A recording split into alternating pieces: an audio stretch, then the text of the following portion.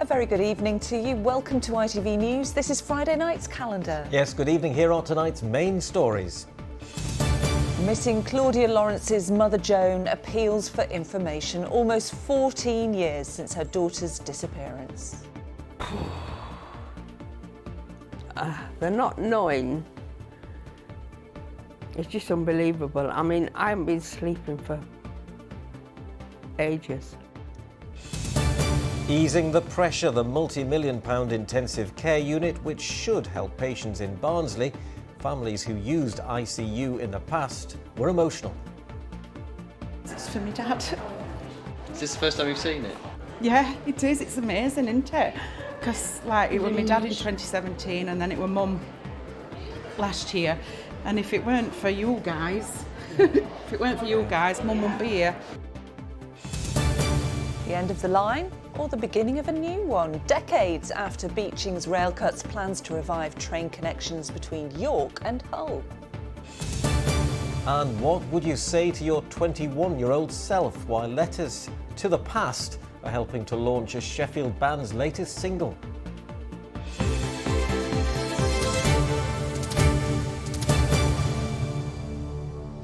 Well, thanks very much for joining us. The mother of the missing York University chef, Claudia Lawrence, has urged those who could shed light on her daughter's disappearance to finally come forward and end her anguish. This week marks 14 years since Claudia vanished.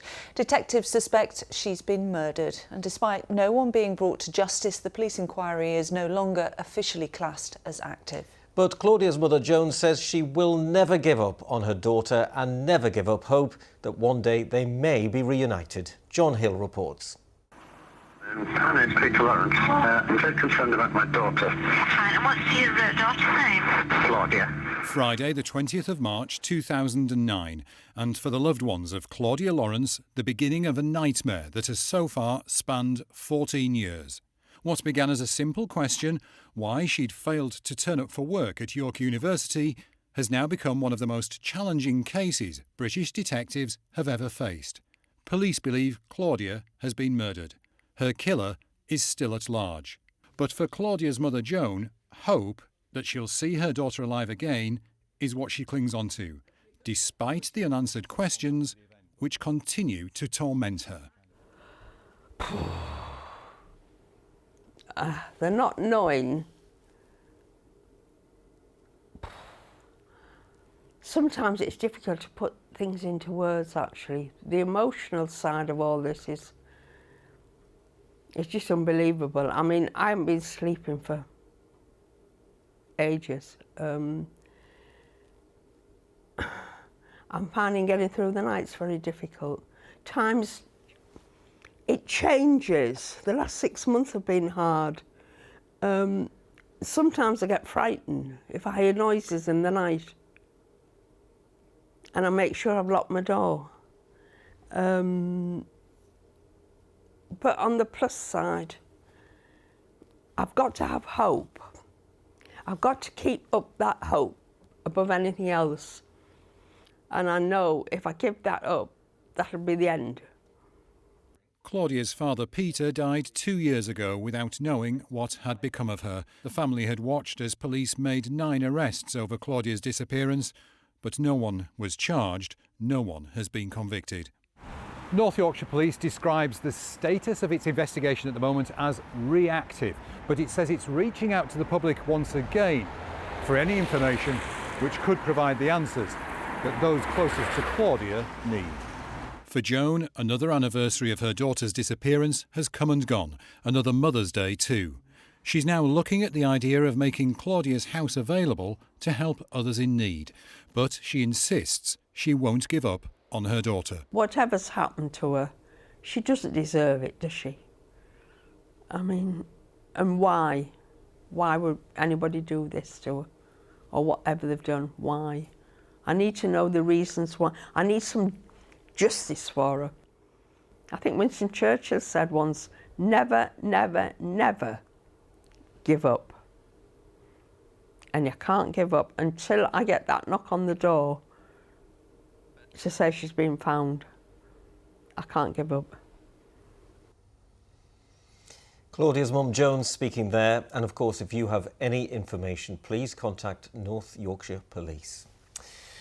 Next, 2 teenage boys accused of murdering a 17-year-old in Huddersfield have made their second appearance at Leeds Crown Court today. Harley Brown was stabbed to death on Kingsmill Lane in February. The 14 and 16-year-old denied the murder charges and a trial date has been set for the 24th of July. Next tonight to Barnsley Hospital, where staff have faced extraordinary challenges dealing with massive levels of winter demand. At times, in the depths of winter, they had some of the worst waiting times at A&E in the entire country, through the sheer weight of patients coming through the doors. But there is renewed confidence that next winter they will be better equipped to deal with a health case crisis facing all of our hospitals. Their new expanded £7 million intensive care unit opened today. Michael Billington was there. It may be spring outside, but at Barnsley ICU it's still like winter for the staff dealing with the medical issues that the coldest months bring with them. So winter doesn't feel like it's finished yet. The pressures are still there. But hopefully in terms of patients, we're needing beds cancelled, or we're needing post-operative beds, the flow for those patients should be much more improved. The pressures felt across the NHS over the last 6 months were felt here perhaps more acutely than most. In a town with an older population suffering a range of lung conditions, demand for emergency and intensive care has been huge. But today, a moment of celebration, a new intensive care unit which staff believe could answer some of the challenges the winter has thrown at them. Do you think next winter we will be in the same position, or will it be a different picture because of a facility like this? Yes, so that's true. We've had days when under half of people have been seen within 4 hours, but that is definitely improving now. This unit, as I said earlier, is just part and parcel of the whole system that needs to support A&E patients. For the sickest patients who come in, who might need to come here, you know, we don't worry about the time. We make sure that they get the care they need and are stable to come through to the unit. So the winter's been terrible. And it often is. This facility will create more beds for us to be able to take patients in a more timely manner. Up to 650 patients a year are currently treated in Barnsley's ICU. Before COVID, there were 7 intensive care beds. Now there are 16, with the capacity to expand to as many as 24 overnight if we were hit by another pandemic. We cannot wait to hand this facility over to our teams. This is a testament to them of how courageous they have been through the COVID pandemic, working in an environment that was really difficult. It's been an emotional day for Katie and her family. They've been raising money for the new ward in her late father's memory. It's for my dad. Is this the first time you've seen it? Yeah, it is. It's amazing, isn't it? Because it was my dad in 2017 and then it was mum last year. And if it weren't for you guys, mum wouldn't be here. So it's absolutely amazing. The unit will start admitting patients next month. Time for these staff to settle into their new surroundings before they face whatever next winter has to throw at them. Michael Billington, ITV News in Barnsley. Great to have some positive news about our NHS. Now then, you're watching Calendar, and still to come. It's definitely started to feel a bit more spring-like this week, in the sunshine, out of the winds and dodging the showers. A change this weekend to colder air, and the clock's going forward, and all your photos, all the detail a little later on.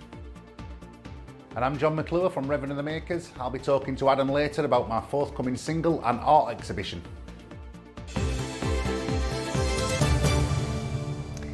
Now, how often do you travel on the railways? With the roads around Yorkshire's towns and cities very congested, hopping on the train to get from A to B can seem like a good alternative. For example, would making the journey from York to Beverley be better if the disused railway line was reopened?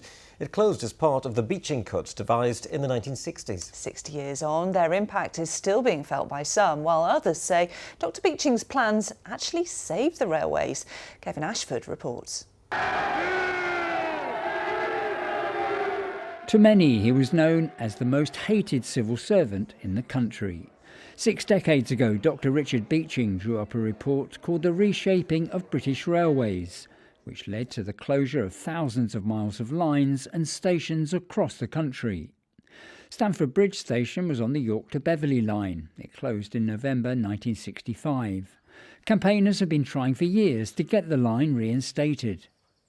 You could travel for tourism, for education, you could get to the universities and everything else that goes on in the cities, which is very difficult to do now other than in your own car or on a bus. So basically it'd give everybody a means of travel that would be easier than we've got now. In the 20 years after the Beeching report, more than 2,300 train stations and 5,000 miles of lines were closed as the government tried to find a way of making railways adapt to a changing world. And the reason Beeching was brought in to write his report 60 years ago was because the rail industry at the time was in a fairly parlous state. Car ownership was booming, taking people off the trains, and freight was switching from rail to road. Overall, I think he helped save the railway. Had Beeching not been appointed and not come up with a strategic plan to prune the system down to a manageable level, where losses were reduced, there could have been far more closures, far more losses in the 60s. The chair of today's Network Rail says the modern rail system owes a lot to Beeching. It was his vision to speed up intercity travel, make it attractive, make it compete with the journeys that you could make on the motorways that are then being built. And actually that was at the cost of closing a lot of relatively small stations with relatively low numbers of passengers. And as I said, he wasn't always right, but we've made some amends in the last 60 years, and currently the government has a programme of reopening lines where there are significant populations. Environmental concerns weren't a factor for Beeching, but modern-day campaigners like this climate charity say they must be today.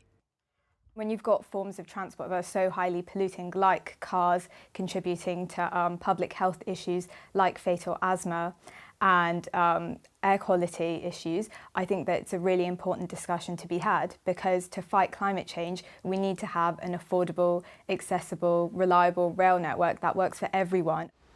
The world and the trains may have changed over the last 6 decades, but the rail network is still feeling the effect of the words of Dr. Richard Beeching. Kevin Ashford, ITV News. Well, the ITV Evening News continues here at 6:30, so let's have a look at what's happening with Mary Nightingale. Coming up on the programme, the King and Queen cancel their first official foreign trip. As France erupts in protests against later retirement, next week's visit by Charles and Camilla is postponed. The school inspectors Ofsted say it would be failing children to pause their work after a head teacher took her own life.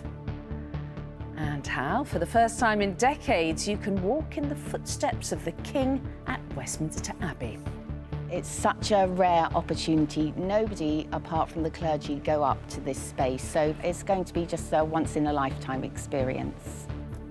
Join me for those stories and more at 6:30. Mary, thank you. Well, it's time for some sport now and more change at Headingley.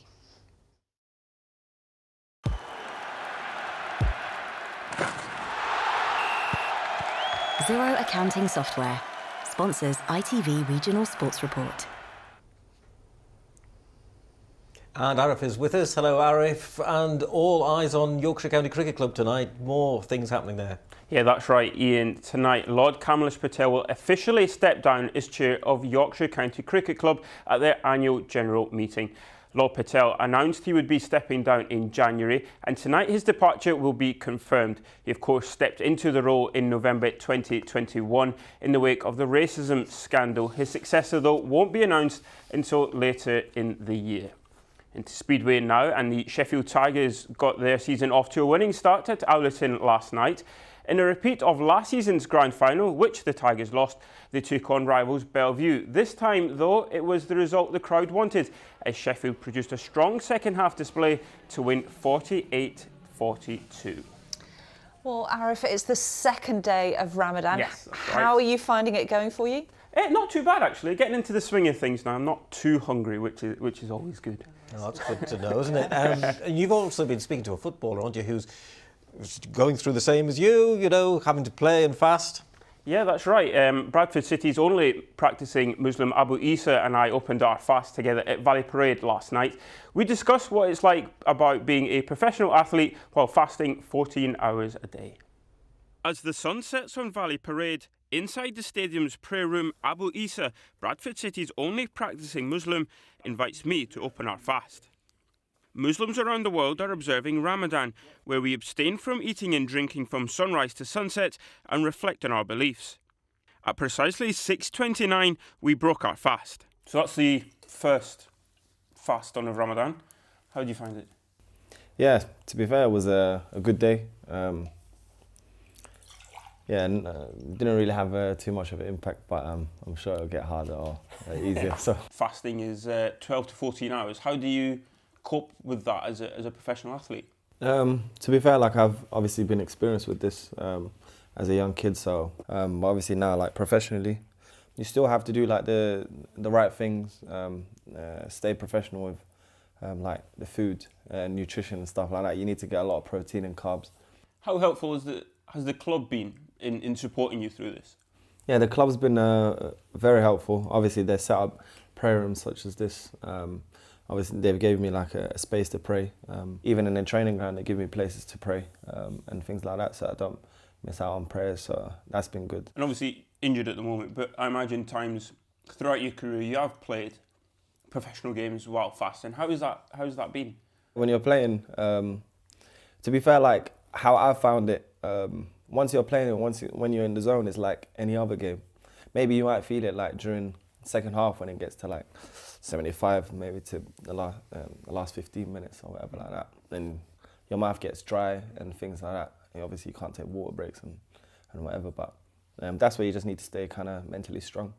The awareness is really coming to the spotlight, high profile players opening their fast during games. How important is that awareness? Even like in our change room, obviously I'm the only Muslim one there. It just allows other people to just start being interested or like intrigued by what it is that you're doing, and then they start asking questions about what it is, and you could just speak to them and educate them, because sometimes it's just all about education. Like some people just might not know what Islam's about and why we're doing Ramadan. I hope the Ramadan is peaceful and you have a very safe and enjoyable one. Thank you very much for taking the time to break your fast with us. I hope the same for you, and thank you for having me. Thanks again to Abu for being so open about something that can be quite personal. Yeah, really interesting. Thank you. Thanks, Arif. Now, staying on a sporty theme, efforts are being made to make tennis more accessible to everyone. Yes, you might think that you have to be very fit and agile to play the sport, but in Pocklington, the Lawn Tennis Association has introduced new variations of the game to encourage people who may be older or suffering from illness to give it a go. And it seems to be working, with record numbers of people picking up a racket last year. Emily Knight reports. At this tennis session at Pocklington near York, it's all about building self-confidence, making friends and having fun. Really enjoy it and get loads of experience out of it. I've learned loads more about tennis than I did before. This class for people with learning difficulties is popular.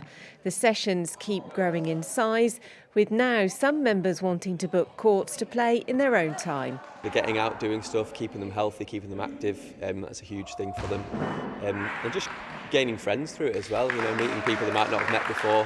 The number of adults playing tennis rose by 43% last year, with a big increase in the 16 to 34 age group, while there was a 53% increase in people considered to be from working class backgrounds. Tennis has probably had a perception that it's quite a hard sport, it's for a particular community and quite an affluent sport as well.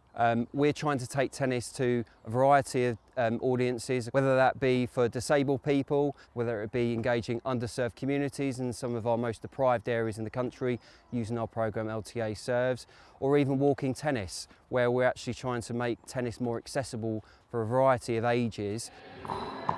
Walking tennis is played on a smaller court, usually ones used for badminton, and it has adapted equipment such as smaller rackets and special tennis balls. Walking tennis uses a red and yellow ball, which is a slower ball, it's a lower pressure. You can feel it's much squashier. It bounces slowly. When we get the 2 bounces, it means it's that bit slower for people to walk to the ball instead of run. We have people with Parkinson's, we have people with heart failure, we have people with mobility issues that they're literally struggling to walk. We have people with cataracts. We've actually got a double amputee. It's so adaptive that absolutely anyone can play it. And these versions of the game are growing in popularity. It seems an hour on a tennis court is a perfectly good way to spend an afternoon. Emily Knight, ITV News. Oh, that lady's good, isn't she, in the pink jumper with the racket? Very Oh, good. Would you be any good? No, probably not, would you?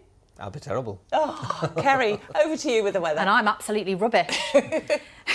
Just as well you do weather. Yeah, the skies were gorgeous last night. We had the Aurora Borealis again for the second time in a month. Wow. I know. Check out these amazing photos. This was Flamborough. A big thank you to Andy Hood for this one.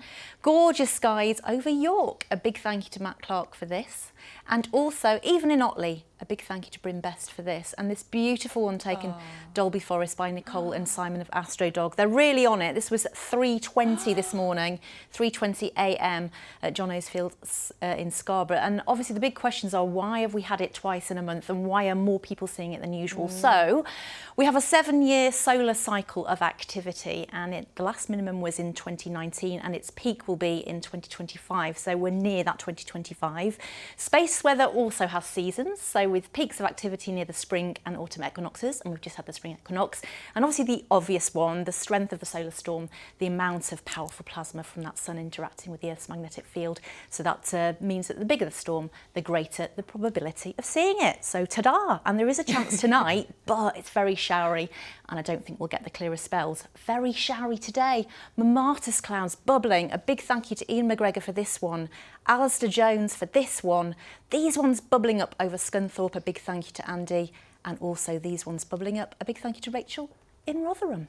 Oh, love your photos today. Thank you very much. No problem. Thank you.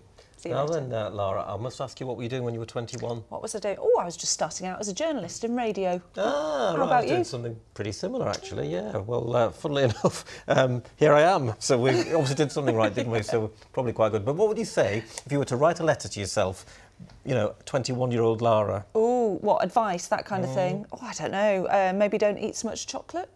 That'd be good, that. Well, John McClure from Reverend and the Makers has been doing just that, as Adam Fowler could explain.